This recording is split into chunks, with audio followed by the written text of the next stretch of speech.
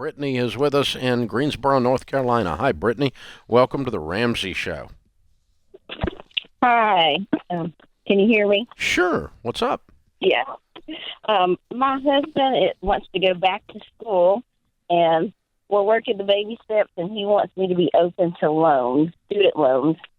And I do not want to do that. It absolutely terrifies me, and I don't know how to still support him, but stand my ground about not getting into debt because we've already been working the baby steps, and I want to keep going forward in baby step 2. Yeah. You're working the baby steps. He's not. Yeah. Yeah. What's he want to study?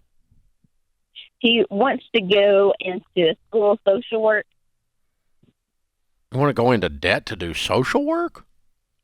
Yeah. Do you know what that pays? I know. I don't want to pay that much money in student loans to go into debt. I don't even want to pay that much money to be a social worker. They don't pay anything.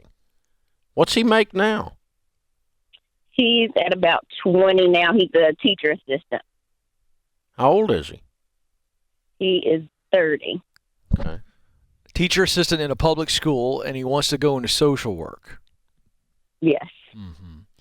I think Dave's right. I think I would expand the options. Certainly social work is one path, but there are multiple paths to probably do what he enjoys most about social work. For instance, he probably has a heart for the counseling side of it, the helping, the advocating side. Does that sound about right?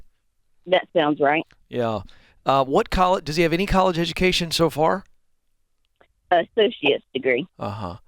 Yeah, I got to tell you, finishing out that full degree because he's already in the system and getting that 4-year degree finished would put him in a position where he could potentially move into some type of guidance counselor role or something along those lines. But I think he's got to research multiple options. But getting that student loan, taking out loans to do a degree to do social work, it's just not necessary because, quite frankly, he can cash flow that. I mean, we teach that here at Ramsey Solutions. So if he buckles down and is patient, right, you guys have got to get through the baby steps at certain points, or he's going to have to work harder, and he's going to have to cash flow his way through maybe a second job. But he doesn't need the loan, and it's actually a bad business. It's not a good ROI. If that's what he really wants to do, taking out a loan for that is really a bad idea. So, Brittany, sometimes when people feel like they're stuck in a job, like he feels like he's stuck at this public school in this resource role, right? They go, oh, what I need is a degree. And that just pops into their head because that's what we've been telling people for a couple generations. Yeah. And that's not necessarily a fact. What he needs is some clear direction on what he wants to be and what he wants to do exactly, and then determine if a degree is absolutely necessary. Is there a way that he can make $50,000, $60,000, $70,000 a year instead of $40,000 and not even have to get a degree to do it? Yes, there is. And maybe be in an area where he's serving the underprivileged in some way, which is what his heart is. And that's a good heart. And I'm not against social workers. Don't misunderstand me. But the number of people I've talked to that spent $200,000 on a master's degree in social work to make $38,000 worth of state makes me want to shoot somebody. That's just cray-cray. And over the years of doing this, I've just seen a lot of people, they destroy their lives because they didn't lay out their dream in such a way that it didn't become a nightmare. And so I'm going to send you a copy of Ken's brand new book, From Paycheck to Purpose. Tell him to read that. And then the other book I'm going to give you is our book here called Debt-Free Degree, on how to go get a degree debt-free. And tell him to read that. And if he's not willing to read 2 books, he doesn't need to go to school.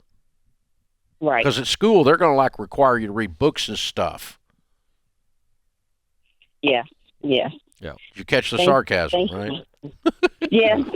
I've said several of the things you all have said. All right. You hold on. Kelly will pick up, and we'll ship those 2 out to you. But there's this mythical thing. It's not a genie in a bottle.